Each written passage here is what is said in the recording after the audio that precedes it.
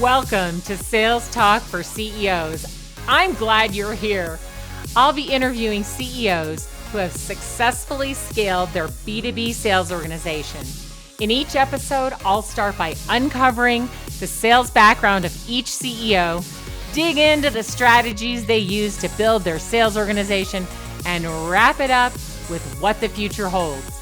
We'll cover the good, the bad, and the ugly of scaling a sales organization. I'm your host, Alice Hyman.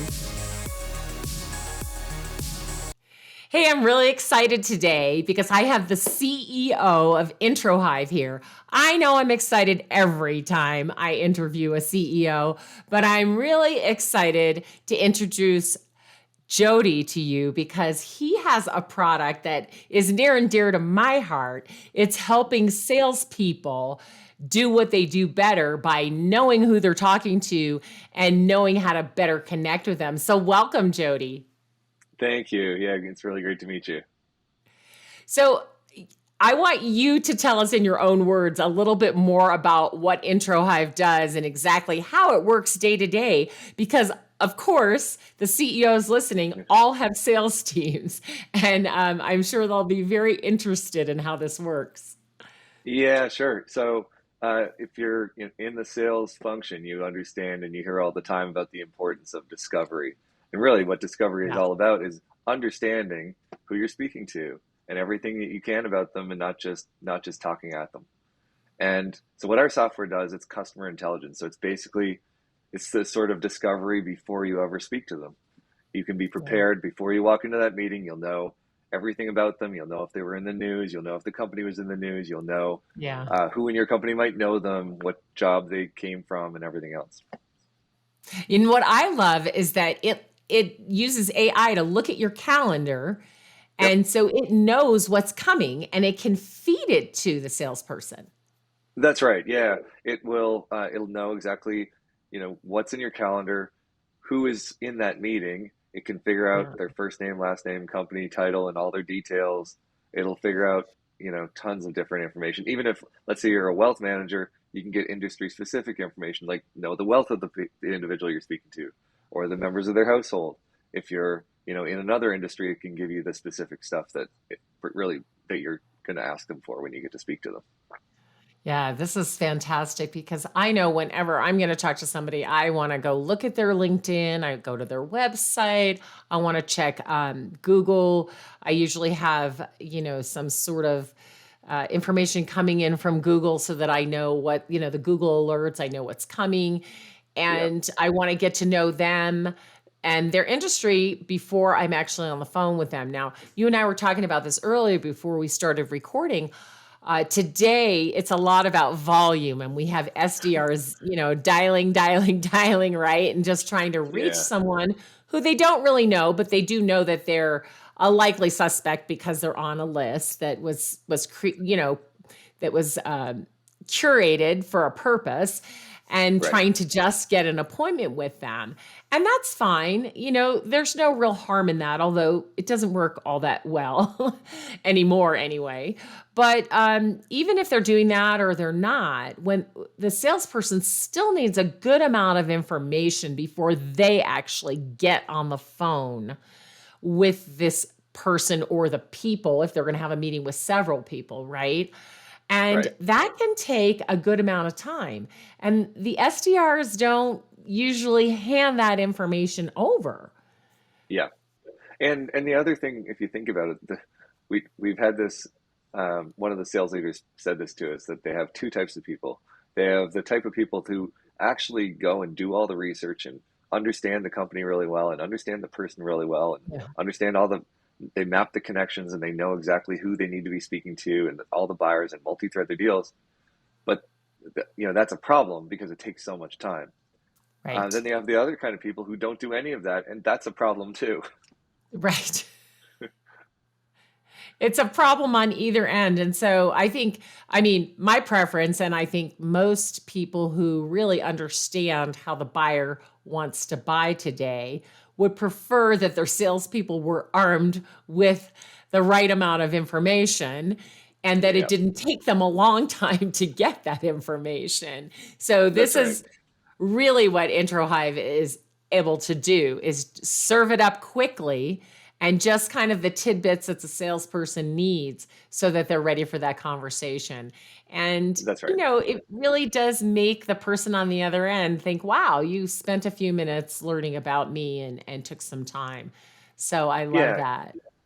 that's right. And there's been this, you kind of referenced it, but there's been a shutting down on the part of people for two reasons. One, because with the automation of email that's happened, right, through products like SalesLoft and Outreach, and they're great products. Yes. But it's caused a much higher volume, right? It's allowed us to send so many more emails in a day, Oh my and gosh. allowed us to make so many more calls. And so, Apple now has spam filters for unknown numbers, and they email has more sophisticated Yeah. spam filters as well. And so Right. the response rates are going down and down, and especially in the last 2 years.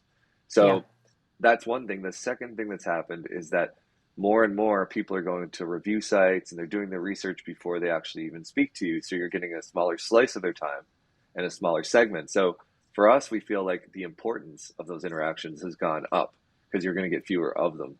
So, like they say, you Right. don't get a second chance to make a first impression. I think like really understanding all of the, who you're speaking to, who that influences those people, and everything about them. If you can get that at a glance, that's what we think is going to be important. Yeah, absolutely. I mean, I just love it. Now, okay, so you started this company about 10 years ago, and you were sitting around one day, think you were doing another job, obviously, and thinking, gosh, Yeah. this is a problem that needs to be solved. But before you actually tell us that, take us back, because I know you mentioned earlier you never had any sales experience before you started your company. And you've done Yeah. this a few times. So take us back to, okay, maybe even from college, wherever you started your first Yeah. startup, and walk us through how you got to starting this particular company. Yeah, sure. So I was a teacher. I was teaching um, computer courses to adult learners at a college, and I was having a really good time. The reason that I had been selected for that was my interest in teaching, but also I had a lot of certifications in Windows 95 type, era products, Windows NT and things like that, networking essentials. Um, and so when they went to look for somebody to lead that new area that they were doing, they found me. So I was doing that teaching job. What ended up happening is somebody ended up starting a startup in my local area that was focused on teaching those exact same type of certifications, Oh, but to corporations, and they were doing it, en masse and in partnership with Microsoft and stuff. So they only had a handful of people at the time. They called me, and I ended up deciding to take a leap, take a huge pay cut, actually work for half the money that I was currently making, and I mean it welcome to just the grew like, startup world. yeah, it just grew like crazy. It turned out to be very worth it, but it was crazy. So then, we grew and grew for about 2 years. I didn't really have any view of the sales side of the business. I was running all of the product, all of the learning advisors, we call it, the teachers, essentially, all the technical side of the house, everything. But I had the marketing, I had everything but sales, essentially. And we sold the company about 2 years in. I went to work for the head Wow. office, and then a year in or so, I decided to leave and go start my own company. So when I started the company, it was a software again for to teach, but it was a learning management system focused on sales teams. And so this was around maybe 1996 or so, Okay. 97, somewhere around there. And I realized that very early on, well, one of the first things I decided to do is hire a head of sales because I didn't know sales. So hire a head of sales, which is a complete disaster, right? Because every meeting they would have to bring you into the meeting, and they didn't really know how to Right. pitch the product. The product is changing every day. It was just like the worst combination. You have a fast changing technical product and a salesperson who's never really sold anything like that before, and you're hiring a leader when really you needed an individual contributor. And Yes. every mistake I could make, I made it. But somehow we ended up being successful in selling the company 3 years later. Nice, nice. Yeah, that Yeah, mistake that you mentioned is one that I have heard before, but the way CEOs, work, especially founders, there's so much to do and you're thinking, "What can yeah, I get off my plate?" Well, I don't know much about sales, so why don't I just hire someone who does, right?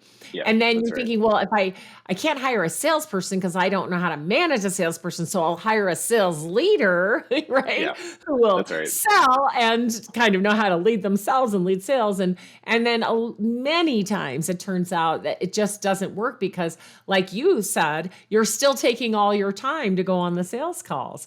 And Yeah, so it's like, you're paying two people to do one job, but it's what has to be done. And so founder led sales is really important in the beginning of a company. And I often coach CEOs to take something else off their plate. And even if they haven't done the sales before, that entrepreneurial enthusiasm will yeah. carry you. And it's almost better in a way because you're not trying to follow a process or really be salesy. You're just going to talk to people to see if they need what you have, right? So Yeah. that's why founder led sales works so well. And the other thing too is one of the main things that I feel like makes a difference in sales is enthusiasm and belief in the actual product. And Yes. nobody believes with like, unbridled and often unfounded enthusiasm in their product like the founder, right? So That's they're exactly just, right. yeah, they just have this crazy enthusiasm about their product, and that is somewhat contagious to people. The other thing is in especially B2B sales, in the early days, marketing usually doesn't work. Right. It's really an effort of getting those first customers, those reference customers, and that's an outbound Right. situation. At least it's always been for me. So, when you're doing a whole lot of outbound and you hire a senior, let's say a sales leader, that's not a person that's going to be doing a bunch of outbound, probably. No, no, that's not what they want to be doing. And it is so true. And those very first customers are the ones who believe what you believe and they get Yeah, excited when you tell them about what you're doing. And that's yeah, what's so fun about it. But there does come a time though when you do have to hire people to do the things and like sales, marketing, operations, and trust them to do it, right? So, all yeah, right, so you hired this sales leader and you still had to, do the sales in tandem, but it worked anyway. yes, that's And right. you did sell successfully. And then what happened? So then the dot-com crash happened, and the company that had acquired us basically went from, I don't know, 3,000 people down to 500 people. Wow. I was happy to be done, get a little break for a while anyway, because we had sold the company and stuff. So I had, for a while, I did nothing, and then I decided after 3 years, I was like, you know what? Why don't I why don't I take an entry level sales job and see what, just for a few months, and just see what sales is all about. So I did that. It was like a pretty eye opening experience because it was my first real experience doing cold calling and getting hung up on Wow. and all of that, and like really getting a much better understanding of the stages of a sales process, and ended up it took me a long time, and I think I had a much slower start than the cohort of people who started, with me.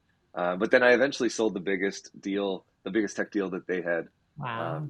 did. So it was a really fun experience. And then after that, the CEO of the company ended up deciding he was like wanted me to essentially be his partner. So I took over as CTO and COO, and took over most of the function of the company, other than he had a different sales leader, um, and he led finance because he was an ex CFO.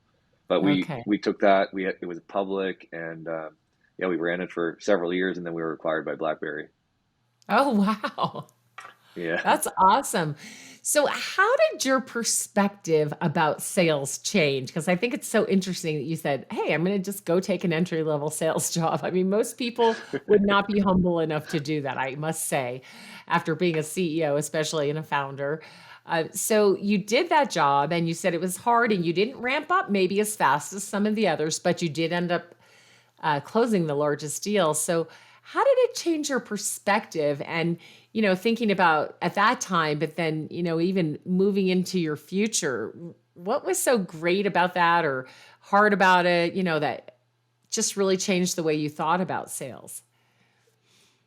Well, I think it really did two main things. Like, I've been a big believer in just lifelong learning in general, so I'm constantly trying to read books, and I think that's probably been one of the big success factors for for myself.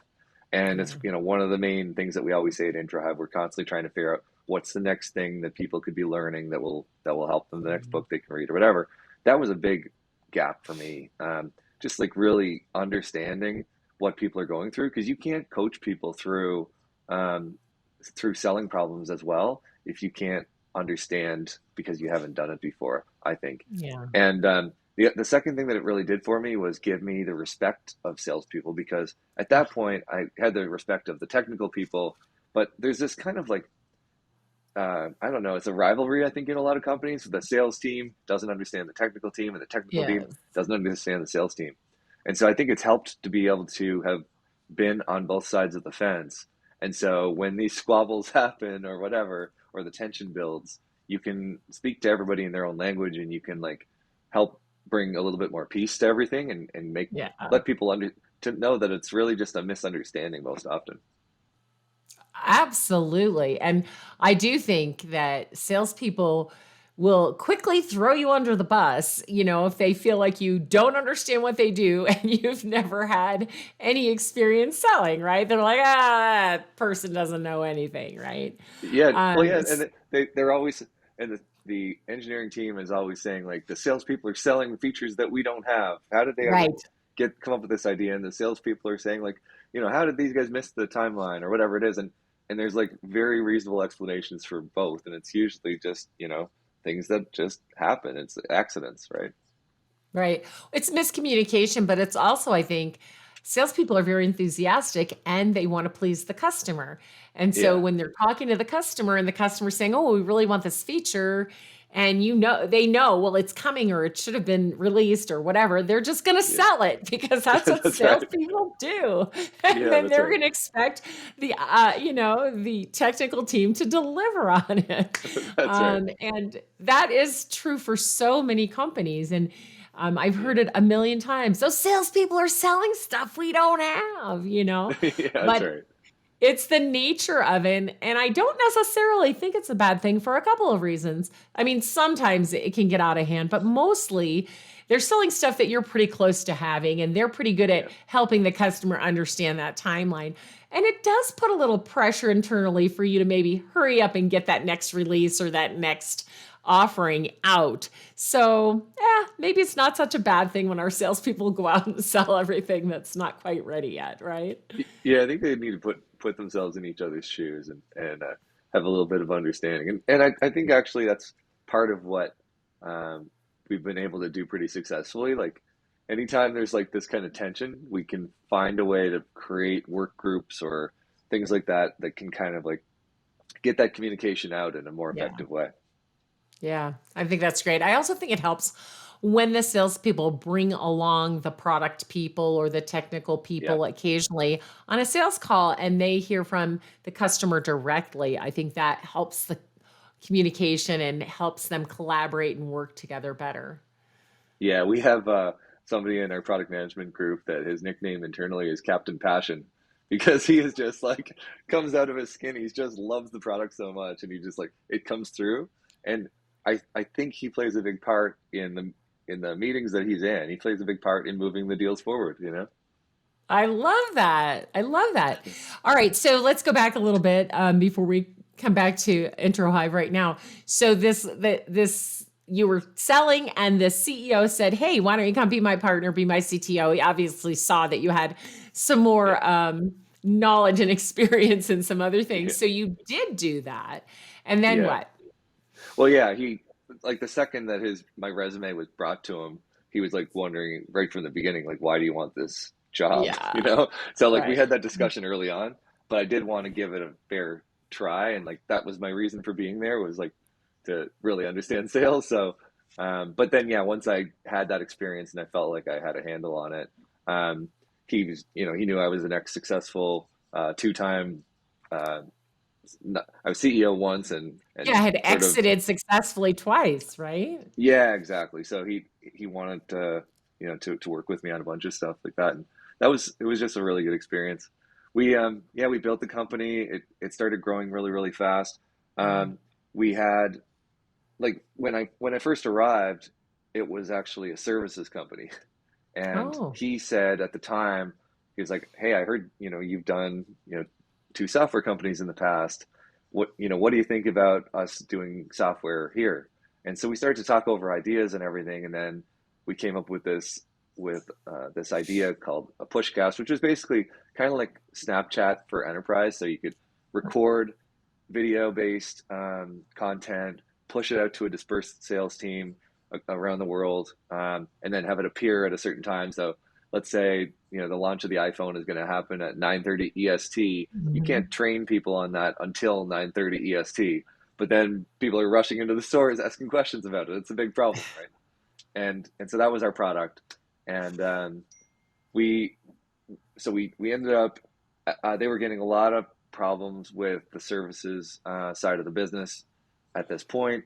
I ended up working with them to build this team, to build the software, and then this software started selling really well, and yeah, we ended up getting acquired by BlackBerry.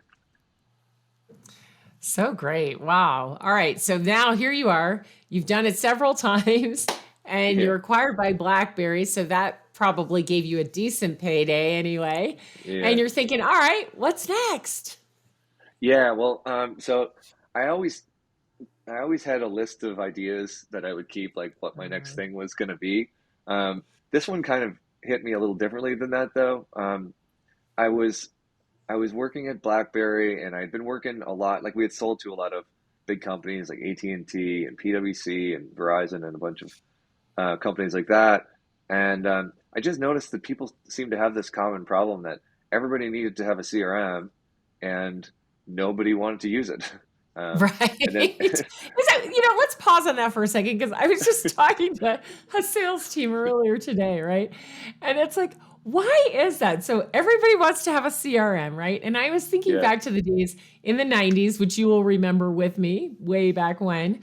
yeah, yeah, We barely had computers, right? I mean, it just moved from typewriters to computers, and we yeah, kept our contacts on a Rolodex, right? Or yeah, we had some kind of a book we put the cards in, or we put them on a Rolodex, and we'd go yeah, through them, and we'd have our yellow pad so we knew when to call people, yeah, right? And then, John Ferrara came along and created Goldmine, and someone else came along and created Act. I can't remember that guy's name. And yeah. it was like, oh my gosh, we have a computer and now you can put your contacts in the That's computer. Wasn't that that's right. cool, right? That's And right. then, Yeah, then it was like, oh, now you can not just put the contact information in, they put a little place to put some notes in there, yeah, that's right. all right. I Yeah, remember those days. It was just crazy. And it just yeah, kind of grew up from there, right? Well, in yeah, the beginning, salespeople were thrilled to have that. Well, some of them were anyway. I mean, the early yeah. adopters were happy. And then, I knew people well into 2000 still using Rolodex, unfortunately. But sooner or later, everyone came around.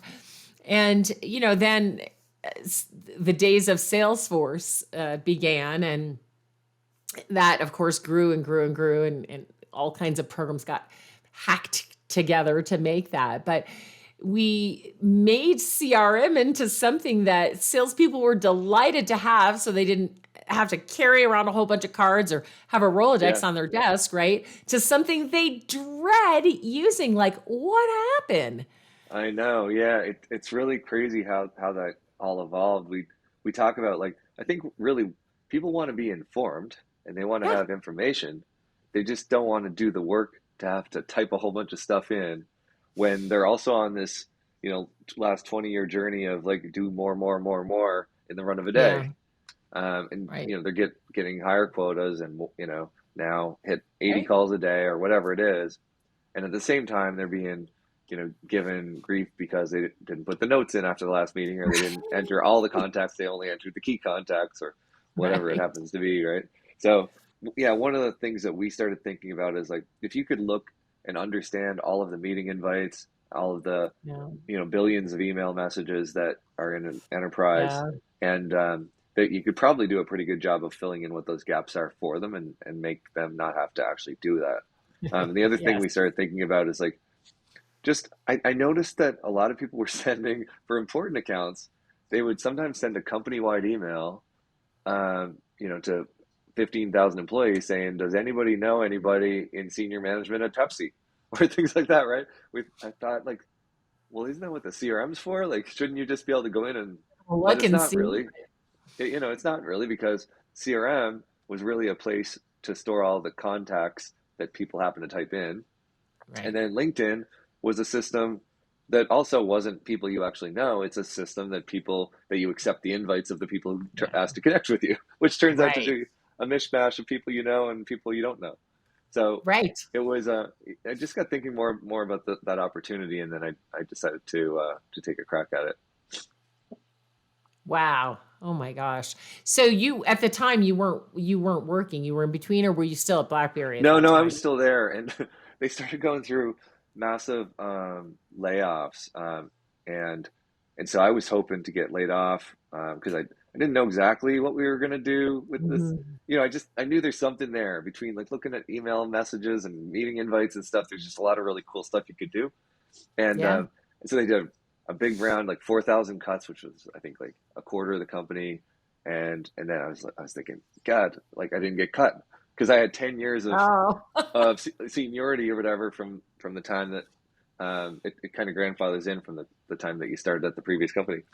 And then, so would have been a big severance. So I thought, well, I got to start this thing. I might as well wait for that. I'm about to get cut any day.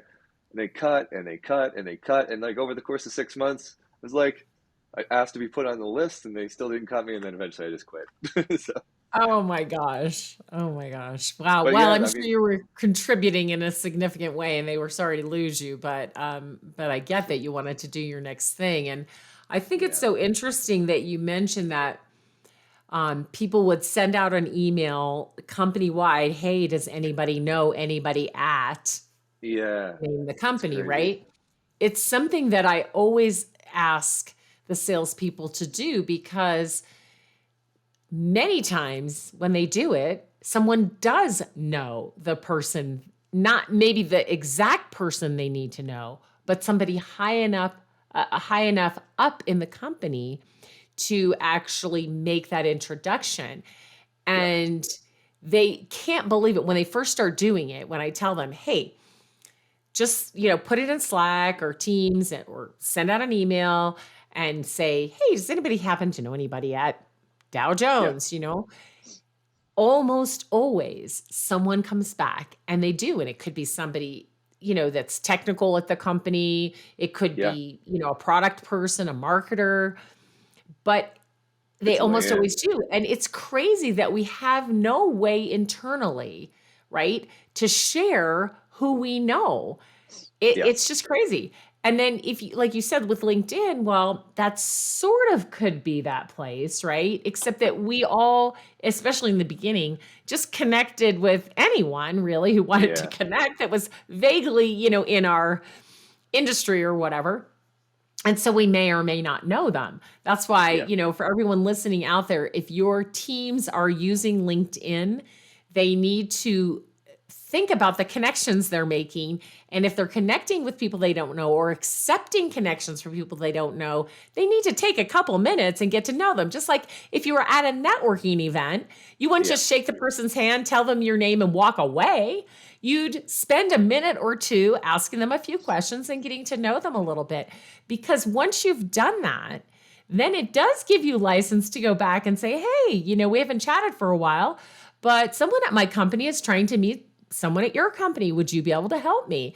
And in most cases, they would say yes. But if we've never had any communication with them except for that original connection request and they accepted or you accepted, whatever it was, they're probably not going to do it, right? So, Yeah, yeah, LinkedIn could be that connective tissue, but then even then, a lot of people in our company either may not be on LinkedIn or they're not actually connected to the people that they really do know. And so it yeah. doesn't help us. So really, there's no way to do it unless you have a special tool that helps you do that. Yeah, that's right. So that was really what caused us to take off in the beginning is we focused on large companies because we knew Yeah. they would have the biggest networks. And Right. by inventorying, it'll go back in time, like however far you want, like 3 years, figure out all the different people that you've been emailing with, all the different people you've been meeting with. Wow. It can go through other communication systems as well, like phone systems and all that. Figure out who all those people are, and it just builds this massive network that is actually valid. And the cool thing about it is not only does it know who you know, it also knows how well you know them. So, let's say you're in a Oh. big company like PwC and you Mhm. search for Tim Cook and you find that 100 people have met Tim Cook or know Tim Cook. It can tell you who probably knows the best. And that makes a difference too, because you can have I the see. opposite problem, right? Where there's too Right. many people and who should you ask? So does it sort of score like, Yeah, Alice talks to Tim Cook all the time, yeah, not just by email, but by phone and maybe even text if it can track that or whatever. So it just knows that yeah. I'm the one who communicates the most with that person. Yeah, it uses a whole bunch of things now, like the type of communication, the frequency of communication, the length of meetings, the time of meetings, the like, you know, Oh, if I email you a bunch of times and you don't respond, there's all these kinds of factors, right? That it's gotten pretty sophisticated throughout the years. But that's just, interesting. that was our first product, really. Does it use natural language processing to even see what kinds of things you might talk to them about in your emails? It can, but one of the things that makes us unique is that we are really good on the security and privacy side of things. Oh, So right. yeah, and so it allows us to, without even, you can turn off message bodies in your organization entirely, and it's still going to do an amazing job of scoring people accurately. Wow. Oh my gosh, Yeah. that's amazing. Okay, so you started the company and it was just you and who else? Yeah, it was, first it was just me for about almost a year, Mm. and a contractor because I was trying to just get some progress going. Were Then you I building the software? Because you are a technical yeah, guy. I mean, were you actually doing the coding too? yeah, I was the original coder, along with this contractor that I eventually brought into, and then I brought in my wife at the time, who was a Nice. salesperson. Um, so Okay. so so I brought her in to help me. Then I brought the my former partner, so the CEO of my former company, who was my Hmm. partner at the previous one. So I brought him in, and then I brought the top um, uh, one of the top engineers from my last company, and then mostly it was engineers from that point forward. Yeah. Oh yeah. Right. Right. Okay. So in the early days of Introhive, who was doing all the selling? You said you had your wife doing some of the Yeah, selling. yeah. Really though, pretty quickly it moved from me and her to me and Stuart, who was he was my partner at the previous company. So Stewart and I were a pretty good selling team.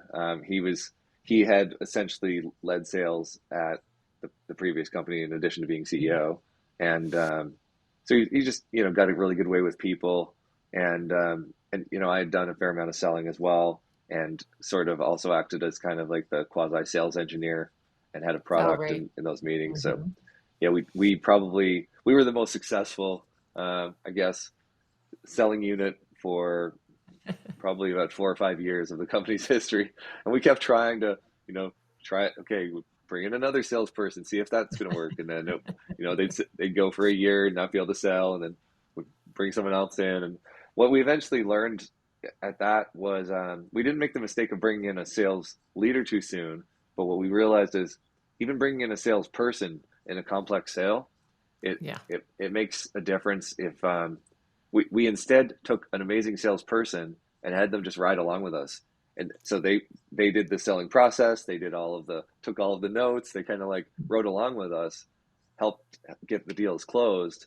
And then it's sort of like, pushing the bike along, and then you take the training wheels off. And then first thing, they were on their own and they were fine, doing the selling on their own. But that was a guy named Adam Draper, who was our first successful salesperson outside the company, and he's now our global head of sales, which Oh, wow. I know they always say not to do, but he actually is great. Well, and sometimes also just because the first people who start with you aren't the people who can grow with you, but it sounds like in this case he was. And I Well, he love wasn't the what you, first. He wasn't the he went, first. He wasn't the first. He was the first right. successful one. Yeah. So he's the first successful, right? And I Yeah. like that you figured out, hey, this is like a sales project manager. They're going to come along with us and manage the project and watch us do the selling, Yeah. right? I'll be the sales engineer and your partner's, kind of the lead salesperson. And then this kind of project coordinator person, Yeah. right, was learning how to be a successful salesperson. I think that's a really great way to do it because, no one's ever going to sell exactly like the founders. That's just not going to happen. But being able to see them in action and manage the sales process at the same time is just a really great way to learn. Plus, they Yeah. catch your enthusiasm, right? Because they see you and then they see the way the customer responds to you. And then they're Yeah. like, oh, I get this, right? And it's easier for them then to believe what you believe, which then Yeah. helps them when they get in front of the customer by themselves, right? Yeah, that's right. And he was an amazing salesperson before he came to us. He came from Radian 6. I think he was their top seller. Um, but and we had a lot of those people who came to Introhive and they just couldn't make it. But once we moved to that model, I think the difference is in the objection handling and the Mm, anecdotes that come along, right? Because the founders have these historical anecdotes and these interesting stories that yeah. of why you chose to do things the way that you did in the product, and like you can overcome the objections because you have a lot more history in it. There's no sales enablement department. You're a Right. team of whatever 6 or 7 people, right? So I think like once you get big enough to have sales enablement, obviously the teaching people the stories and teaching people all of the objections and stuff like that, it can get a lot more systematic and those problems Yeah. go away. But those stories are so important, Jody. I think that people forget that those beginning stories about why you invented this, why people bought it in the beginning, Yeah, how it worked, that can really help people feel like part of the company. And especially yeah, today, where it's so hard to attract and retain good talent, people want to feel like part of something. And if they're just out selling and they don't really know why, and they don't know, well, who started this company? How they started? Why they started? Those founder stories are important. But, sometimes 10, 20 years later, people are thinking, oh, that's not so important anymore. Just go sell the product. But it really, really is important. And it helps people feel like they're part of something, understand their job better, understand the customers better. So I think that's really a good piece that you've put in there. yeah. I really think that the stories behind it, like of how you sold the first customer and what their use cases were, and like even Yeah. just like when you go into the next, let's say you go into the next law firm or the next commercial real estate firm, and being able to reference the what that last firm used it for, Mhm. and how that, oh, we sold to this company and they went and searched and they were had an RFP in process, and they found a contact and they were able to win that RFP. Like Yeah. just having those stories makes a difference. It's not just like, we've got these features, do you want to buy them? Right, right, right. And of course, I'm sure you have your team using your own software so that Yeah. they can prove every day that it works, right? Yeah. But and a lot of times it comes down to even specific things like, well, yeah, it's not going to work for me because, it's not going to work for me because of the size of our company. We're not a big enough company. Well, actually, this is what happened with this company, or it's not going to work for me because I'm a tech company. Well, did you know about that? It's like, it's always, everybody, a lot of companies, as you probably know, think they're different, right? Right. And so being able to have those stories about how they're actually not different, they're experiencing the same problems with maybe a little different twist. It gives them confidence that you're Yeah. actually going to be able to help. Absolutely. All right. So the product has changed and grown, and your sales team has changed and grown. So Yeah. bring us up to where you are today, and how do you go to market? In the beginning, it was just salespeople, probably didn't have a lot of money for marketing. Yeah. Um, you grew up into what you are today. So bring us to where you are now and tell us how that happened. Yeah, so we've continued to. So first, it started out with, like we were talking about, relationship intelligence, right? So intelligence about the relationships that your organization has, those relationships that they have with your customer, and then we started adding more and more intelligence to the mix. We were saying, actually, why don't we already know what meetings they have in their calendar? Why don't we just give people a briefing of all the stuff they need to know before they speak to the customer, so that they can be Yeah. a little bit more like a strategic seller. They can have some discovery done before their discovery, and so the news about the person, the news about the company, and that library of what we call intelligence sections is just grown and grown. We're going to have 40 different types of intelligence by the end of the year. So it's become really what we're calling now a customer intelligence system, which is just everything that somebody needs to know in order to be as informed as possible. And we hit them in so many different points in the buying journey. So when you're about to send an email, when you're about to read an email, when you're about to schedule a meeting or have a meeting or whatever. So it's grown a ton. In terms of Wow. the sales team and the marketing, our go to market motion. I mean, that's just completely different than it was in the early days. Before, it was just like really, me and Stuart leveraging our own network to find someone who would take a meeting with us to tell our Right. story. And, Right. we really started like that. And then, using those, like you said, using connections of those connections, like you make a happy customer, you really, really make them happy. You put everything into making those first customers happy, and then they turn into some of your biggest champions, and they're Yeah. going out and speaking for you, and that's the most effective kind of marketing you can have. And then when that kind of goes to the next stage, you end up being able to do a little bit more. You move from events based marketing to being able to be a little bit more thought leadership as you continue to Yeah. expand. And it's a continual journey, and I'm sure uh, when we cross the mark where we're going public someday, I'm sure we'll have a completely different type of marketing. But now I would say we have probably about a third of our pipeline is partner generated. About a third of it is Mhm. marketing generated, and then we still have a fair amount that's done by inbound, or sorry, done by outbound. Wow. And how many salespeople do you have today? 20 that are strictly salespeople, and then we have SDRs and we have SEs and all the rest. Do you also have a customer success function as well?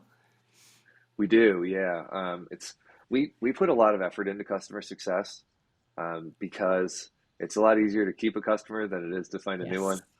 one, and also because I think the happy customers, um, one of the we were talking before the this podcast about champion tracking, right? Yeah. So one of the biggest assets that we've had is we have 100 and some thousand users at PwC, and those people every now and then change jobs, and when they land in Yes. another company, they become, like, since they were fans of our software, they go to the next company, they become influential usually at their Yeah. next company, and that's called champion tracking. It's tracking where, when people land in a new place, that's another opportunity for you.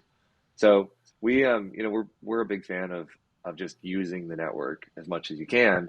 There's obviously that there's limits to that, but it's definitely a big asset for companies that they don't tap into. Oh, 100%. I mean, we all know that it's easier to break into a company who doesn't know us if we have an introduction than it Yeah, is to try to go in cold.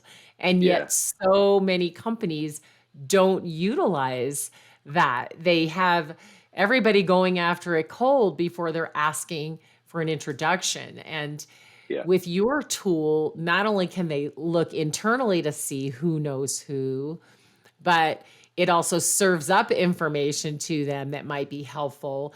And then seeing, oh, this company just bought that company, or this company partnered with that company. I know somebody at the company they partnered with. Why don't I call them and see if they can make an introduction? I mean, it's That's right. feeding them what they need to possibly get an introduction, along with, going on LinkedIn and seeing, oh, who am I connected to that might know this person and might be able to make an introduction? So they've Yeah. got a lot more fed to them quickly, Yeah. and in a summary format that goes exactly with who they're meeting with. So I bet you make a lot of salespeople really happy.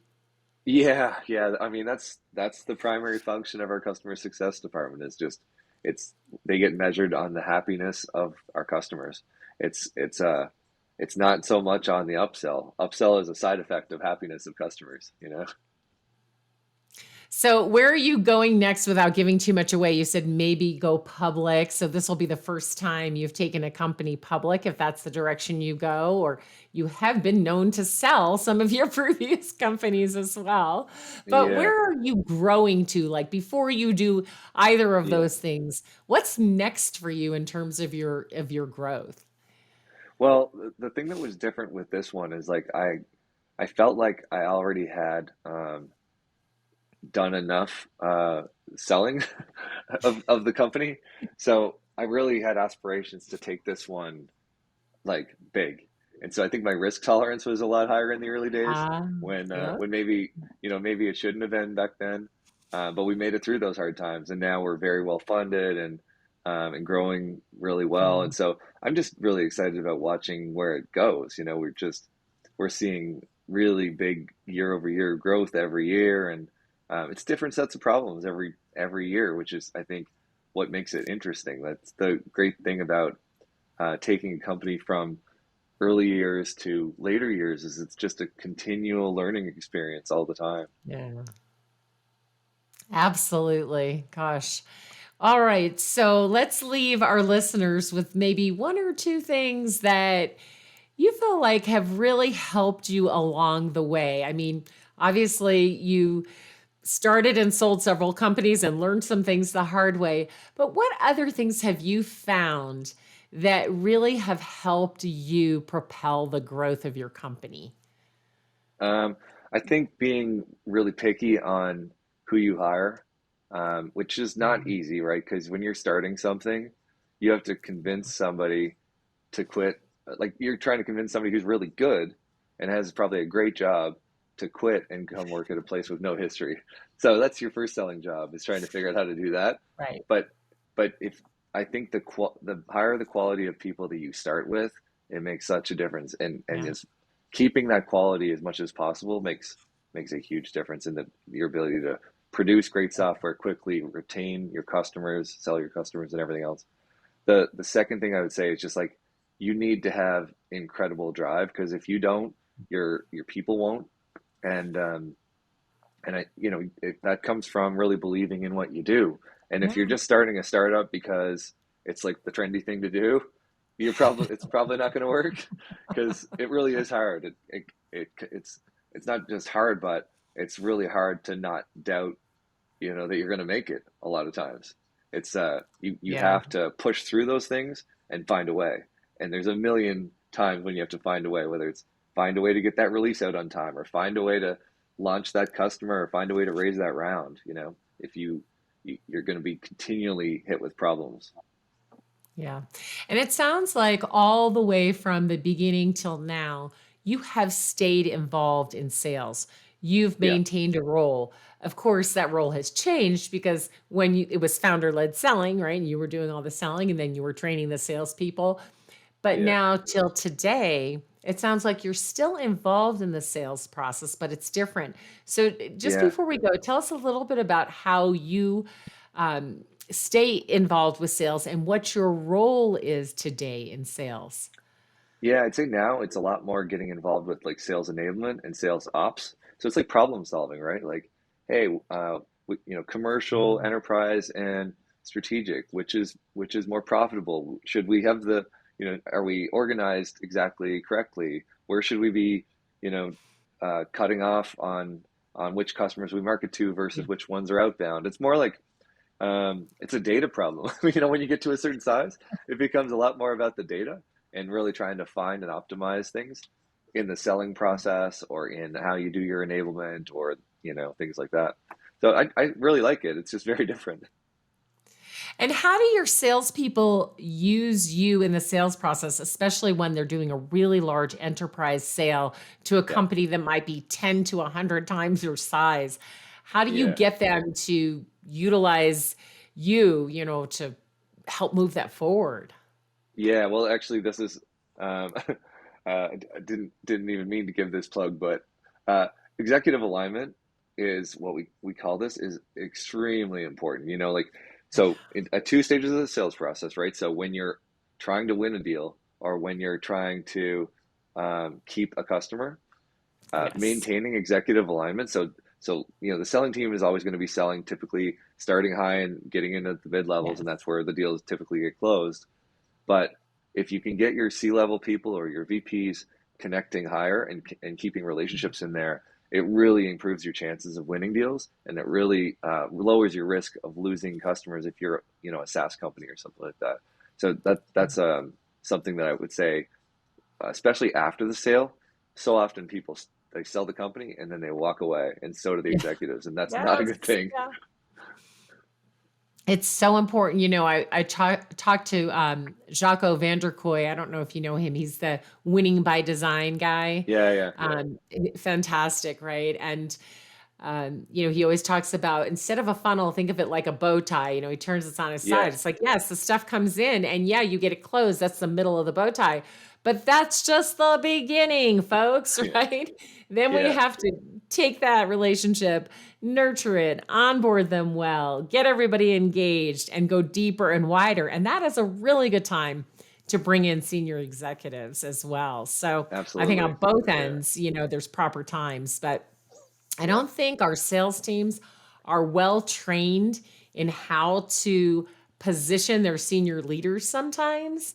And Yeah. so they don't always bring them in, or if they bring them in, they don't really know what to do. And it's kind of awkward. I don't know if you've ever Yeah. been on any of those sales calls, Yeah. but it can be No, a I bit think awkward, but it's so important to teach them how to do it well. that's a good point.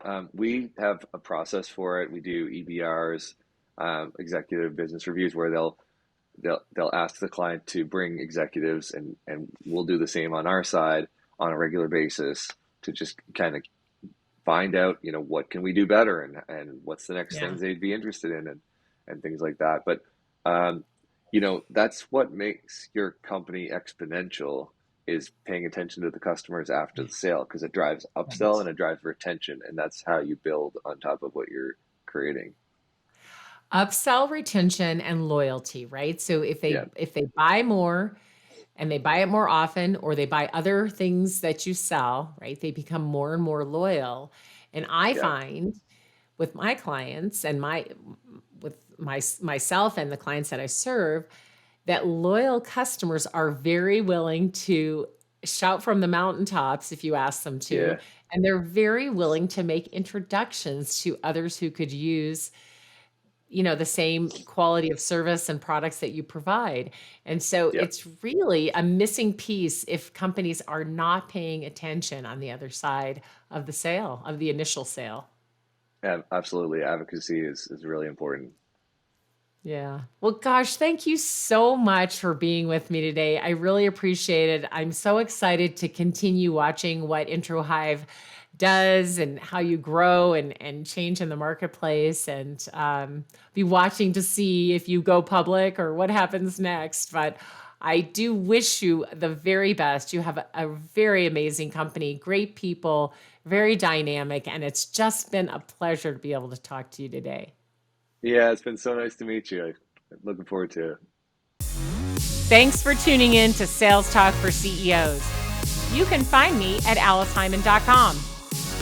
Be sure and connect with me on LinkedIn and let me know that you heard the show. If you found value in today's episode, please subscribe, write a review, and share the show with another CEO.